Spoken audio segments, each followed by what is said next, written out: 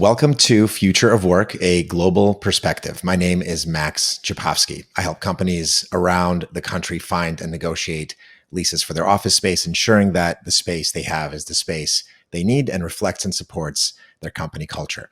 The Future of Work is a series exploring our evolving relationship with work, the how, where, and why, the trends and technologies disrupting and improving the workplace, and perspectives from thought leaders on our new normal.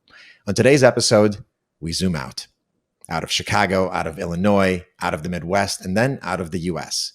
You see, you can't really talk about the future of work without recognizing that our approach to work has always been, at least in part, a function of our environment and our culture.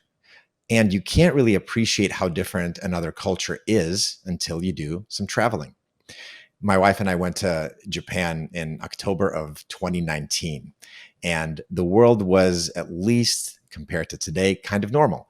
And we were walking around Tokyo, and it dawned on me that a lot of people around us were wearing face masks. I mentioned it to my wife, who's a pharmacist by training, and she pointed out the obvious. They were just protecting each other. It was simply a matter of courtesy. It was getting colder, and people were starting to get sick, and they wore masks to minimize the spread of their germs. I say this now and everybody nods, but it took a pandemic for us, at least in the US, to appreciate the value of that approach. Japan, of course, has a very different culture. They place a high value on respect and courtesy and, in effect, empathy. The Western world, particularly the US, is a much more individualistic society. And so for us, unfortunately, it was quite the battle to get people to mask up to protect others. It was just contrary to some of our values. And so it is with work. Although it's doubtful that we will go back to the pre-pandemic norms of 5 days in the office, at least for knowledge workers, the details of the approach vary widely. Overall, according to a recent Gallup poll, fully remote work is trending down from 39% in February of 2022 to 29% in June of 22, and a preference by 34% of survey respondents going forward. The fully on-site model, accounting for 60% of respondents pre-pandemic, is preferred by a mere 6% going forward. And the hybrid model, meanwhile, is on the rise, going from 32% pre-pandemic and preferred by 60% of respondents going forward. And that is just one dimension of the future of work. So let's start unpacking with our illustrious panelists. David Engel is the CEO and co-owner of Drake and Farrell, which is revolutionizing the way we eliminate e-waste by accelerating the transition to a circular supply chain, helping turn returns into new products with reverse logistics, among other services, and helping to contribute to UN's sustainability goals. David co-founded 3 companies and successfully built from scratch, restructured, and grew companies and corporate divisions in Europe and North America. David splits his time between the Netherlands and Germany. Kelly Manthey is the global chief executive of Kin and Carta, a global digital transformation consultancy committed to working alongside their clients to build a better world that works better for everyone. To build a better world, you have to start with your company. And Kin and Carta has been globally certified as a B Corp, acknowledging the firm as a triple bottom line business, one that places equal value on people, planet, and profit. As a leader, Kelly practices mindfulness and empathy to keep herself grounded and compassionate to the needs of others, adding to the company's famed culture, which continues to win awards from Fortune and others. Welcome to the show, guys. Thanks, Max. Hi, David. Thanks, Max. Hey, Kelly. So let's start with culture and benefits. Talk about your company's culture and why it matters so much to you. Kelly, why don't we start with you? Well, we're a professional services business. So, our business is our people. And, innovating around not only kind of some of the standard benefits, but creating a place that has meaningful purpose and having people that feel really connected to that purpose, that there's a bigger mission than, kind of logging in every day, is really, really important because we are a people business and our clients are relying on our people to help them solve some of the world's most, strategic, difficult technology problems. So we put a lot of time and energy into some of the table stakes around benefits, compensation, kind of some of those HR table stakes. But then we also put a lot of energy around what we call our employee value proposition. And so we have people in our business whose job, this is their title, the head of employee value proposition, to make sure that we're finding the things kind of between the cracks, kind of finding those magical things that employees need. One example is we just rolled out a program called Moments That Matter, which gives any employee autonomy within a certain budget to, take care of an employee, or, send a thank you gift, send a get well card, send a sympathy package, that autonomy. Because our people kind of closest to working with each other are the ones that really understand each other's needs more. And so giving them that freedom and that autonomy is something that's been really helpful. So employee value proposition is something that's very, very important inside of our business. Mm-hmm. David, what about you? Yeah, I think, because I'm located in the Netherlands and the company headquarters are in the Netherlands. So, a lot of Dutch culture is kind of ingrained in the company. And Dutch culture is globally a little bit defined as, keep talking to each other, sort of you reach a conclusion, and sometimes it's, difficult to reach a conclusion. And after the conclusion or the decision has been made, we keep talking and, try to amend that decision a little bit, try to fit all of the stakeholders. And there's even a word for that, but there's no English translation for that. But I would say we do have a very pragmatic, go-getter, solution-oriented culture overall, trying to, take the problems that lie ahead of us and solve them, sort of for the stakeholder that matters. We obviously, we also, same as Kelly, we are a services business. However, we have the benefit of dealing with products, although they are not our own products that we make. So, and what we put out there as a purpose attracts a lot of people, because, it's kind of that saving the world purpose, to say, okay, we were fighting electronic waste because it pollutes everything and it drags the resources out of the earth and everything, and we're just fighting that. And so that's very appealing for a lot of people. And in addition to all sorts of fringe benefits and things like that, like we've got a bike plan and we've got a fitness plan, and all these benefits that a lot of companies have. We also do offer a huge number of different working models, working designs, personal working designs, so part-time models.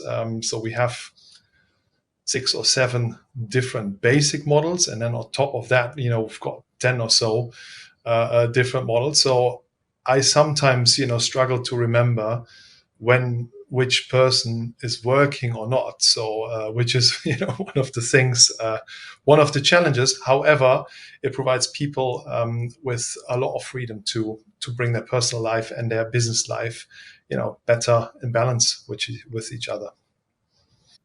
Yeah, it's interesting. It's kind of a flip side of the coin. Employees want choice, and they've made that clear, and they want flexibility, and they've made that clear. The flip side of that coin is keeping track of all of that and making sure that people are getting what they want. And it's also good for the company. And, as we talk about how people are working, talk a little bit about your employee engagement, because we all know that in the hybrid world, that at least historically was one of the challenges, is making sure that people stay engaged, and also, quite frankly, kind of can have boundaries around not working too much, right, on the other side of it. So, David, how do you keep your people sort of connected to the company and to each other and engaged? We've implemented pre-pandemic, actually, a hybrid working model. So, it's like a 50-50. So you can choose to work 50% from home, 50% from the office. And you choose whenever that is. Obviously, sort of aligning with your colleagues and everything.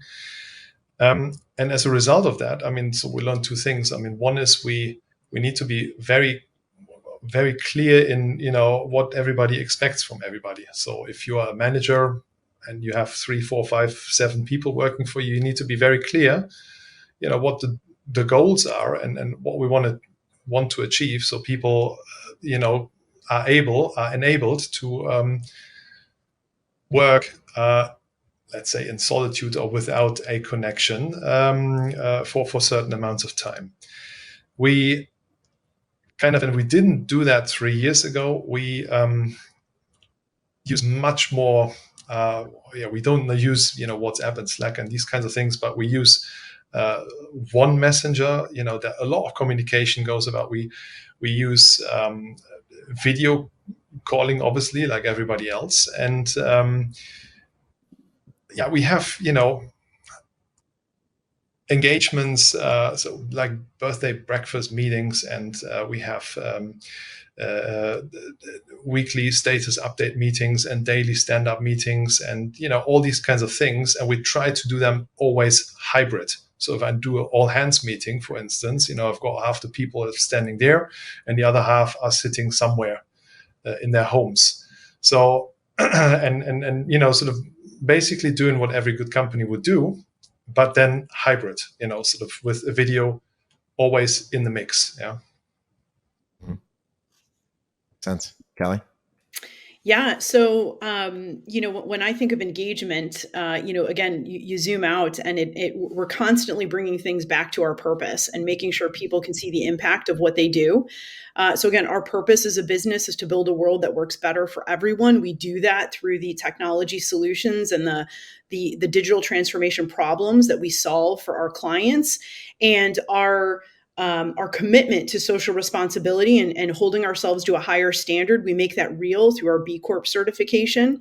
And we've made that real. And so, we make sure that we keep that front and center for our employees, and we talk about it all the time. And so when we talk about the great work that we're doing, we talk about how it's either making the world better as a whole, making a client's world better, making the end user of a technology solution we're building better, making our employees better because they're upskilling and they're working with some of the world's most interesting and modern technology platforms.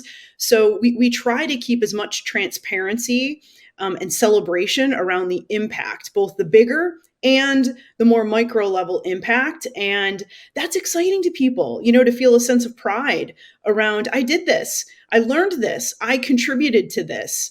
And so that's something that we really try to keep front and center. I've been in our business for 16 years. I've been in my new job for just over 130 days or so, but who's counting?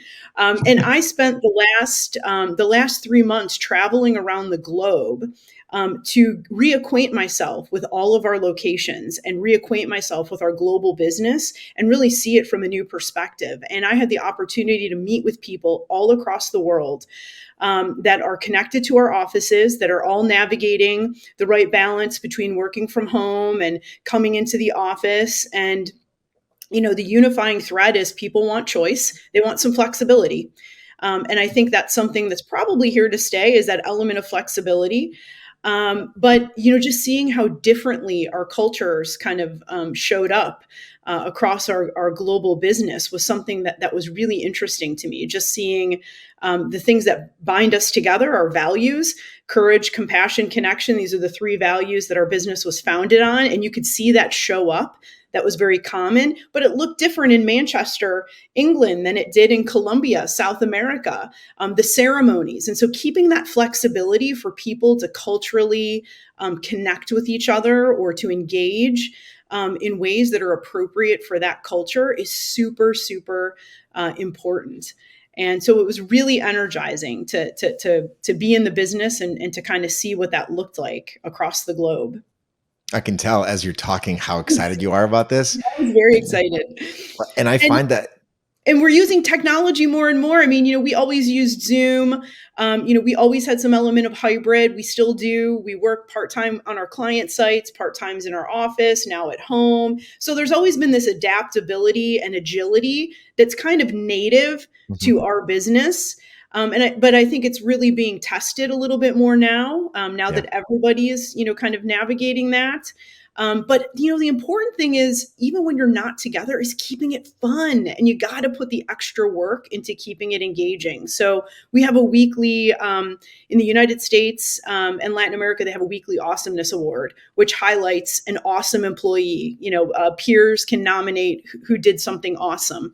And all that happens electronically, over Slack. But it's great to see your name, and it's great to hear your peers, and that helps drive engagement in Europe and our Southeast Europe business. They do weekly wrap ups, which is like giving really transparency into the business, what's going on, celebrating the work, celebrating key individuals. So, keeping it lively, keeping it engaging, and keeping it about the people is something that's really been working for us. I find it so interesting that you talked about excitement, because I think ultimately at the end of the day, if somebody is excited, inherently really excited about coming to work and doing what they're doing, they're going to put in a commensurate amount of effort, right? Like it's so important, I think, because engagement is kind of a function of excitement about the work and the people that surround you. You both talked about kind of hybrid, and some people working from home, some people coming into the office. I'm curious to really get into, what your approach is generally. And I know that you have, Kelly, especially for you, you have locations all around the world. I'd be curious to know kind of what your approach is to hybrid versus in office, and how it's evolved, over the last few years. It's really very, very custom in many regards. So, over the years, we had probably a great proportion of people working either from our office or from a client site.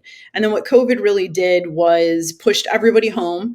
And then we started the slow roll back to come back. And then that started bringing up all the questions around, well, why come back? I just proved I could do my job. And, now we formed all these new habits around our daily schedule, and then reforming new habits around commuting and coming back in. And so for us, it's really been, number one, about purpose, give people a reason to come into our office. And so we do, again, weekly team meetings, weekly meetings by location, social activities, client meetings in our office. But again, we're also juggling, what are our clients doing and what are their expectations? And again, we're a services business. And so we're working on project teams aligned with our clients. And so we're really navigating at the client by client basis and the project by project level what's appropriate and where in time matters. So we're working on right now recodifying where in time matters and where that falls into the way that we engage, in our work. And so projects starting, kickoffs, key decision points inside of an engagement, where it's more meaningful to be together. And keeping in mind, being together may only mean that, it's 50% of the people are going to be together, because there's still going to be about 50% of the people that, for whatever reason, it's not conducive to coming together. Our Latin America teams work with our US teams. And so there's always a distributed nature to our work. Our Southeast Europe teams work with our European and UK teams. So there's always a very distributed nature to our work. But I think defining when those moments are that really matter to be together, we're putting a lot of focus now on making sure that we're driving those connections at the right points, both for professional and for social reasons as well. 100%. And I think that's going to inform your, the roles of your offices going forward. And before we jump into that, David, I'd be curious, you're in a unique situation with your organization, because some people just don't have the choice of working from home, right? Like you have some people that have to come in. So how are you addressing sort of approach versus hybrid? And at the same time, accommodating the fact that some people don't really have a choice and they have to come in? The hybrid work portion needs to be fair, for all the people that work in the office. We can't, and during the pandemic, we couldn't just say, okay, well, everybody works home.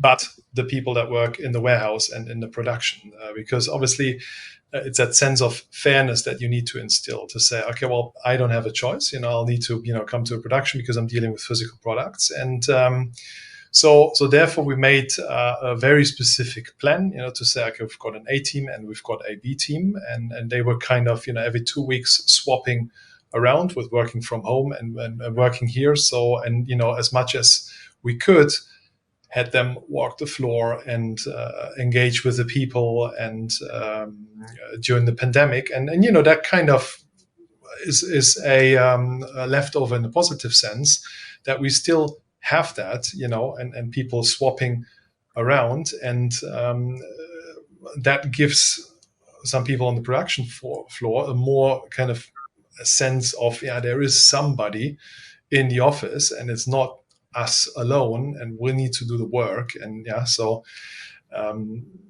and it's been a very big discussion, all over the world, I think, in all the social media, to say, all right, okay, well, I know working from home, that's great and everything, but we are in that same business as a lot of supermarkets, as a lot of, hospitals, as a lot of other places like that, where people just cannot work from home.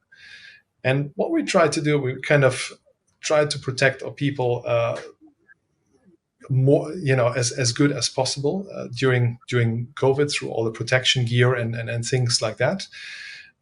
And try to use a flexible approach to say, hey, just don't call in sick or something like that. Just take a rest if you need to, or on a case by case basis, lose some of that formalism to have more or less some more flexibility that we could demonstrate to the people, and just create that sense of fairness. Yeah.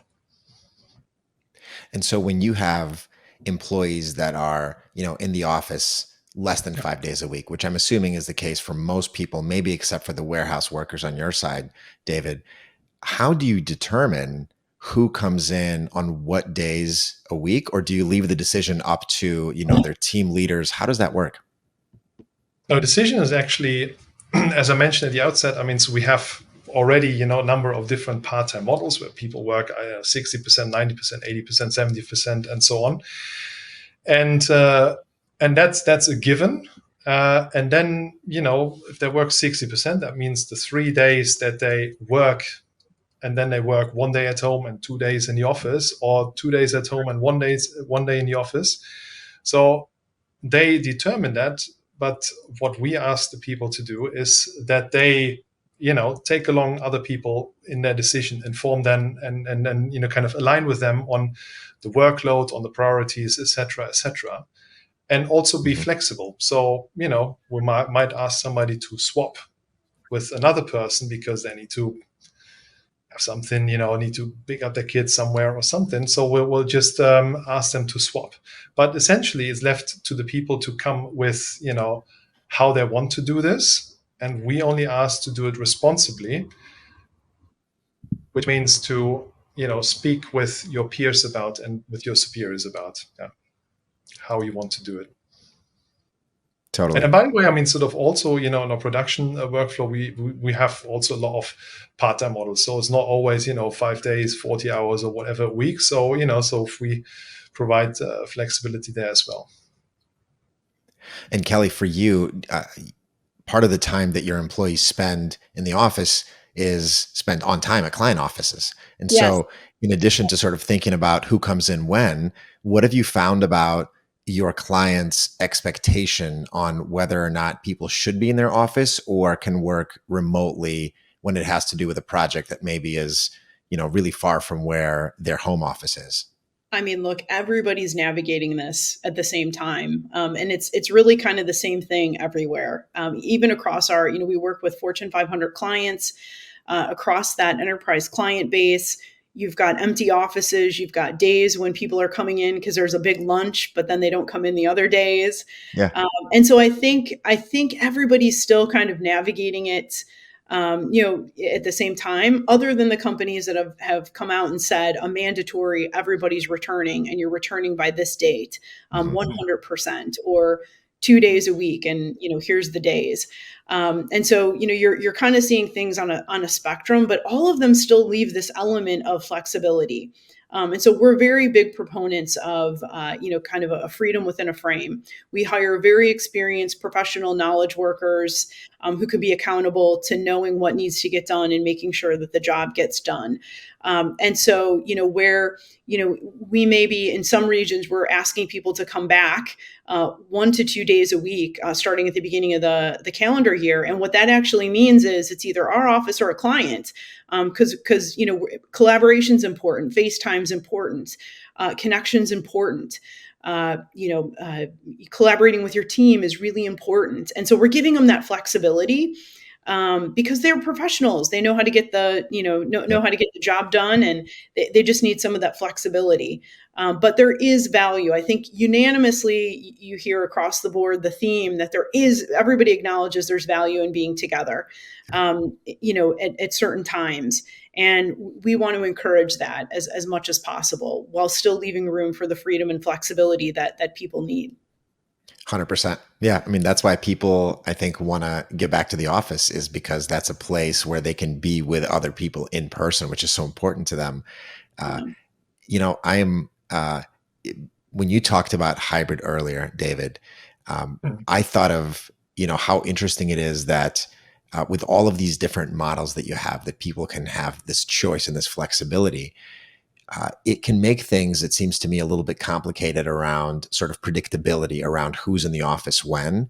And so when you have these hybrid, events where some people are calling in, some people are there in person, how do you, or have you run into any sort of feeling of multiple classes almost of people, where you have those that are calling in remotely and those that are there in person, and maybe they don't have the same experience, or they have, they maybe get a little bit less FaceTime or anything like that. Do you get that sense of having these sort of two classes of people in a hybrid arrangement?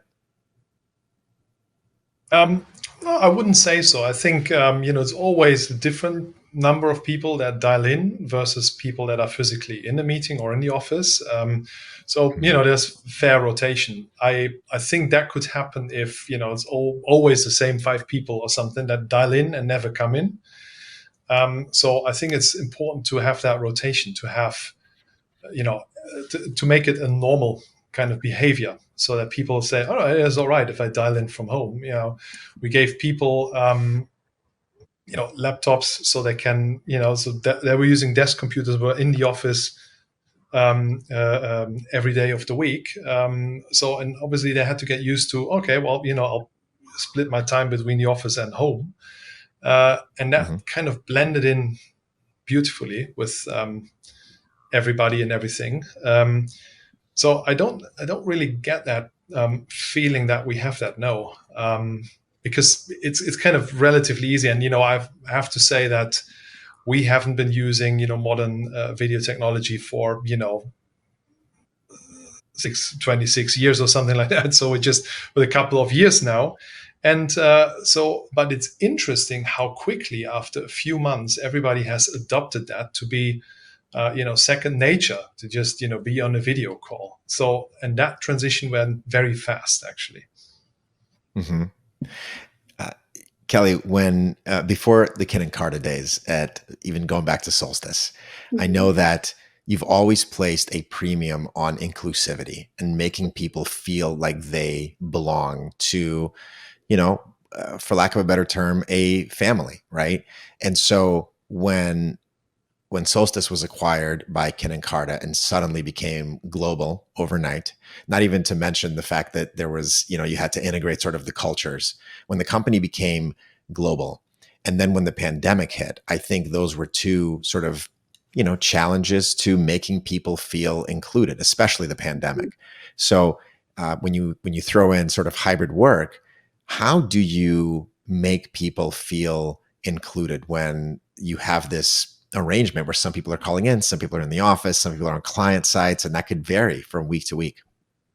Yeah, I mean, there's two things. One, they are, an intentionality and making the big feel small. Those two things are important. So on intentionality, Again, there's always been we're working in high performance distributed delivery teams, and we've always been doing that. There's always been some element of that. As we've scaled and as we grow, that gets bigger and bigger, and the geographic spread is a little bit more spread out, but we're still working in distributed teams. And so being really intentional, and I think one of the silver linings, if you will, to what COVID has done is it's given everybody a renewed sense of intentionality on, we're not going to be together. How is this experience for all the people dialing in? What's the time zone? What time is it for the people on the other line? How do I make sure I schedule a call that's conducive to everybody? It's considerate. How's the video? How's the audio? Are we all going to have our cameras on? Are we not? So being really intentional and sweating that small stuff that I think we just took for granted before. Totally. We didn't really sweat that stuff before. We were a little bit more mechanical about it. And so I think that's something that we've all learned, coming on the other side, is continuing those habits of being very intentional of what that experience is like. On kind of these remote calls, and then making the big feel small. So again, we're not a boutique 50-person business anymore where everybody can just be in the office and everybody's name, right? We've grown and scaled, and we're global, and any business that's doing that, you feel like you could lose something, you could lose some connection. And so we've put, again, intentionality on making the big feel small. So giving people multiple dimensions of belonging, whether you identify with being part of the Chicago office or the engineering practice or client XYZ project team, those are different dimensions that make our 2,000 person global business feel like I belong to multiple 50, 30, 10 person pockets of the business. And we collaborate in different ways in those pockets, even social, kind of aspects or personal aspects. People that love dogs, I belong to the Peloton channel. I belong to the social parents channel on Slack. So again, these multiple dimensions of belonging drive engagement, because it helps me find more people like me, but then also gives me the opportunity to be engaged in things that aren't like me, that I might not experience otherwise. And that drives engagement, and it keeps the big thing from feeling too big and too distributed, too far away. It keeps me connected and helps our employees stay more connected. So those are a couple of mindsets that we have. I love that approach. I love it because there's, as you said, multiple dimensions, right? Yeah. Part of the engineering team, part of the Chicago office, a client project, and it builds almost, you remember when LinkedIn used to have a way for you to visualize your network? And you could have different maps and different nodes on the map and how they were all interconnected. I think that's so cool because at the end of the day, what it does is it builds a web of interconnected relationships, and that makes it sticky. Like that makes being at the company sticky because people don't want to quit their friends. They don't want to leave all of these different relationships and network that they built. Yeah. I know there's studies that have been done, and I'm probably going to misquote it, around, your happiness being defined by the amount of social connections that you have. And inside of a business, that translates to retention.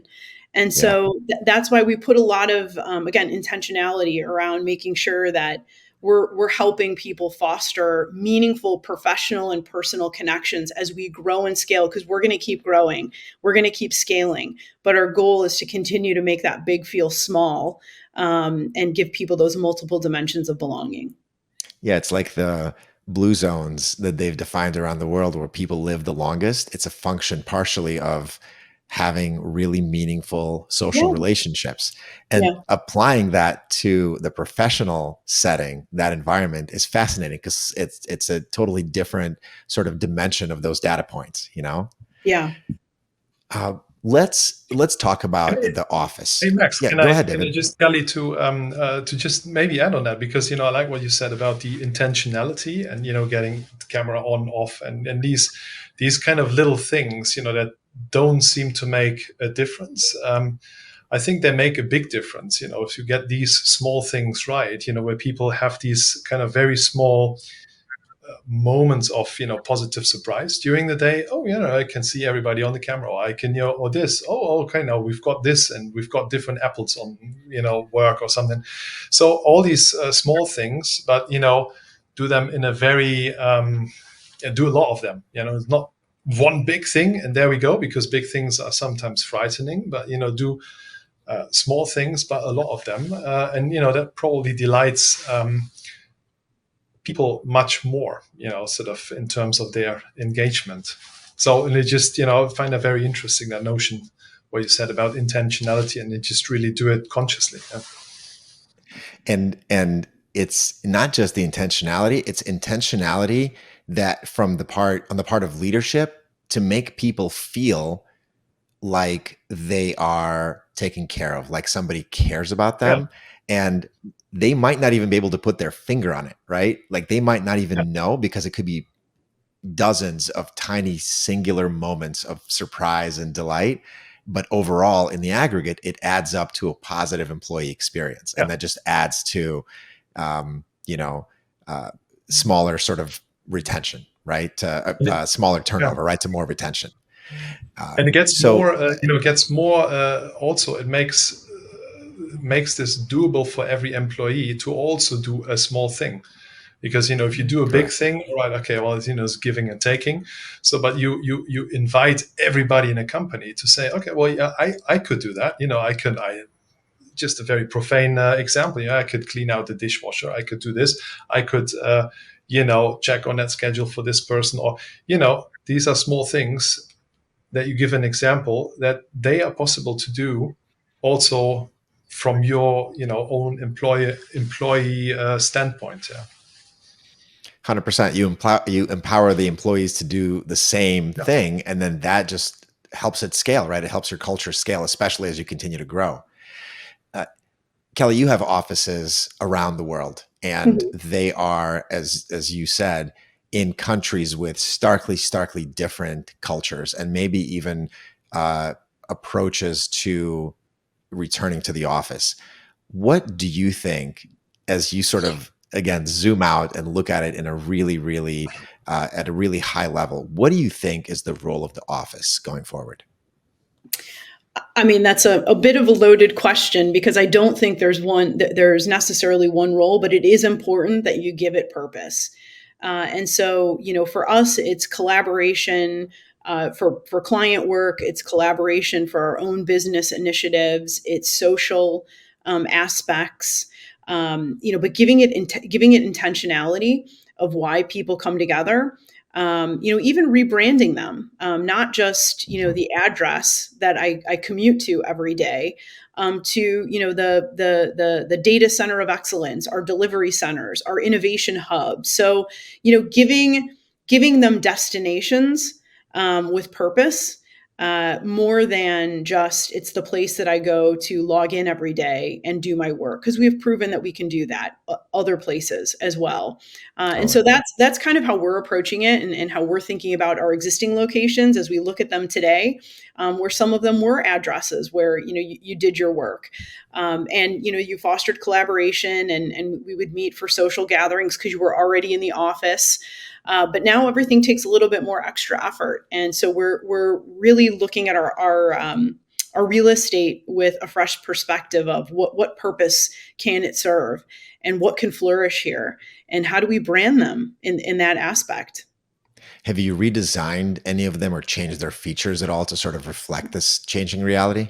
Yeah, I mean, we're still kind of early days on, reinventing the purpose of some of the real estate, but any of the newer locations that we've come into, or even some of our existing locations, we've absolutely retrofitted with more personal space, because people are on more Zoom calls, or taking a look at the technology and made sure that all the rooms are equipped with the right technology, more hoteling space, because people don't need a permanent maybe they don't need a permanent desk anymore because the same people aren't coming in every single day. So it's, more of a fluid space that gives people the ability to, again, acknowledge that not everybody you're going to be meeting with when you come to the office is there. And so we need to make sure that the equipment and all the amenities that we have are conducive to that.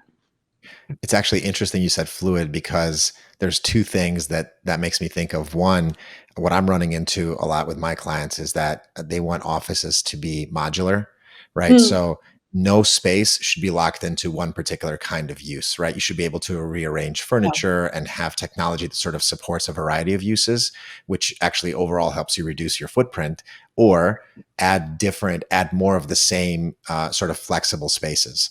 And then the second piece is future proofing, right? So if you think about just taking Tesla as an example, they haven't really changed the underlying technology a lot in their cars. Mm-hmm. They had the right hardware, and then you get your firmware updates, OTA, right, over the air. Mm-hmm. And so future proofing in a way that everything from the lights to the AV, video conferencing, all of that can be adapted and improved via, firmware updates. That helps to both reduce your long-term cost and also helps to make the space more flexible. So Yeah. I think it's, I think it's really interesting because it is evolving, right? Like we don't know where it's going to go.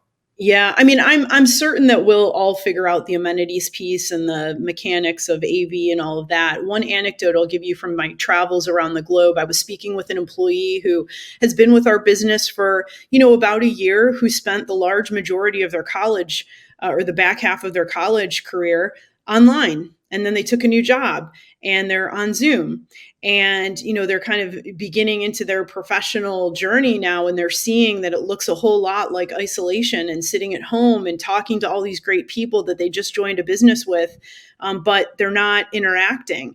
Yeah. And, one of the things that this person said to me that has stuck with me is kind of fearing for the future of the next generation of leaders, of just missing that, the osmosis that happens when you're together.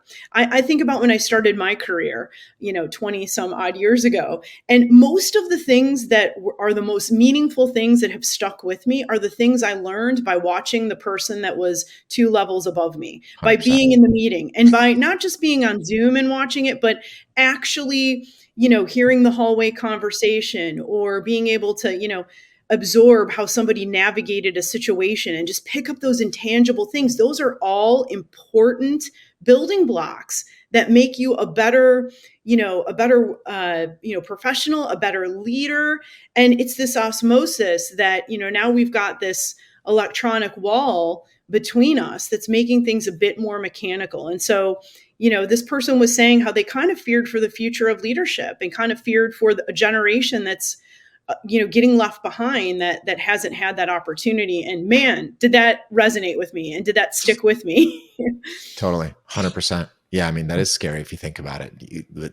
If that's what this person is used to, and then that's all they get, they're like, is this all there is to it? Like, you're just logging out of one account, logging into another when you graduate college and go to, get into the professional world. And so I say all that because myself and David, we're in positions where we can do something about that. And so I'm bringing that into all the conversations that, our leaders are having around space, and should we come back? Shouldn't we come back? And, I think it's super interesting.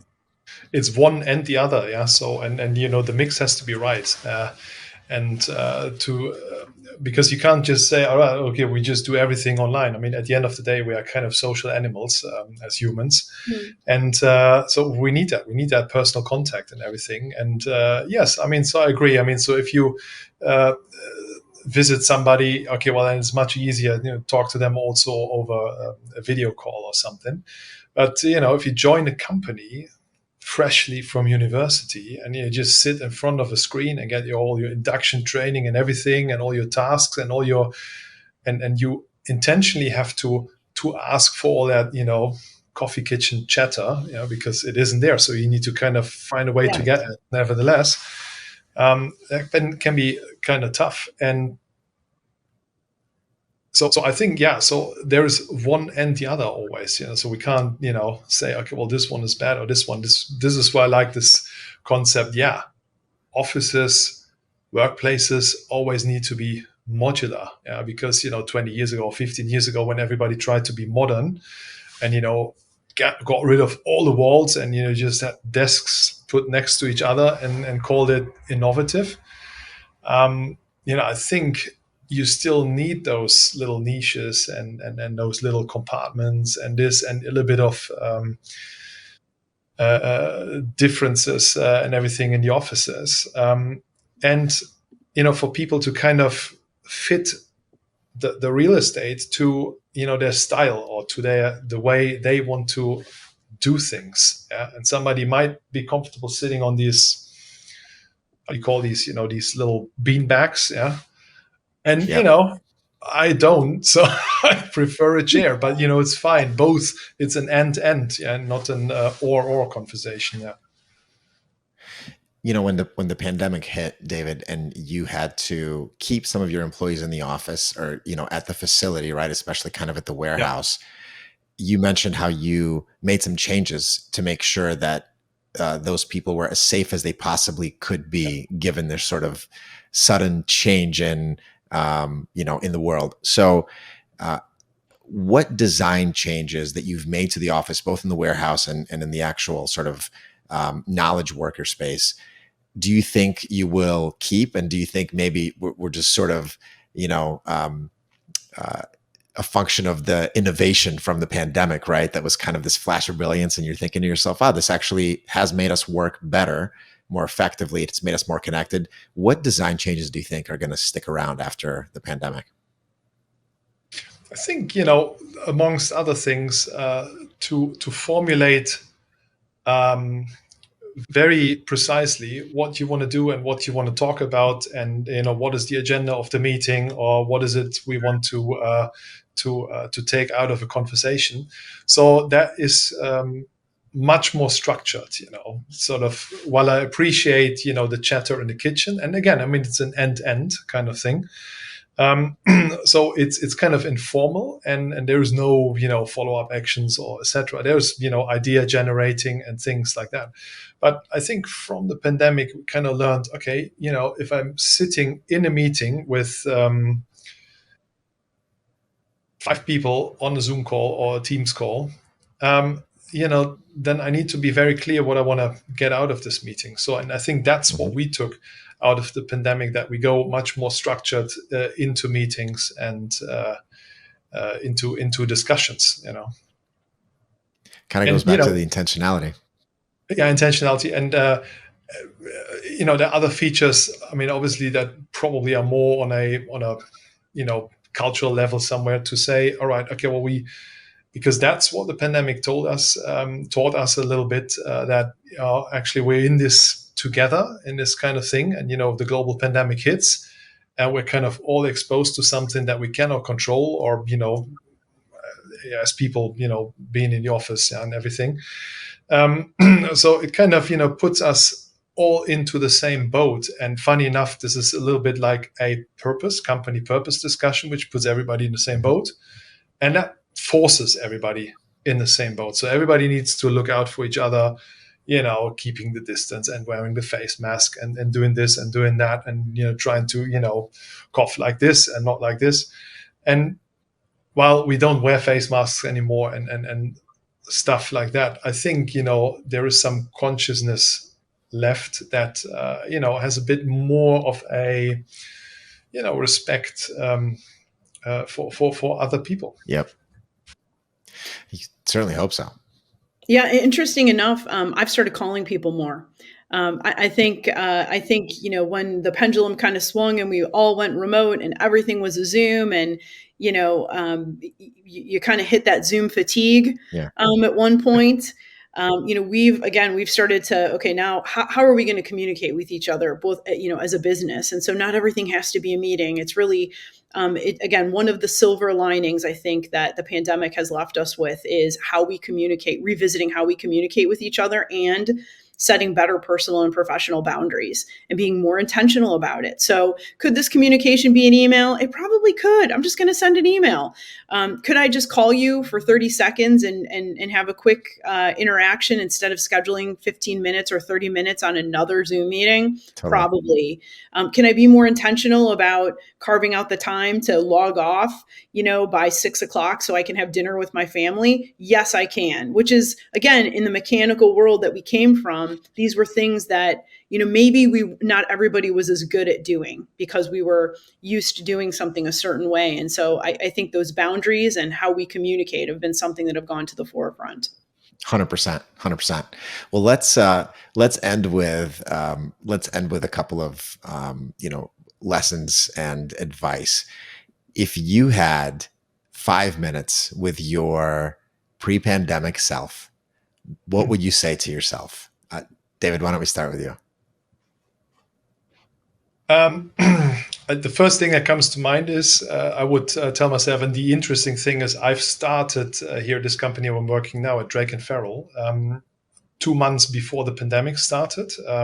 So needless to say that I had, a couple of plans and everything that were kind of, delayed or made more challenging through the pandemic. I would tell myself, the first thing I would tell myself is, don't worry, it's going to be fine. So as a kind of, not as a learning, but, at the end of it, it turned out okay. We didn't have any impact in production, in our business or anything. So our people were, fairly safe. We had little infections among the team and everything. So, and it went out, we gotten through this, fairly okay. And, that's what I would tell me. So to just keep calm and, keep taking rational decisions, keep reflecting over things, don't be hasty about things, and, think things through as you would, but don't let a thing like a pandemic, hit you off that, zen, so to say. Love that. Very aspirational. Kelly? Very similar, maybe said slightly a different way. Slow down and understand first what's going on and listen.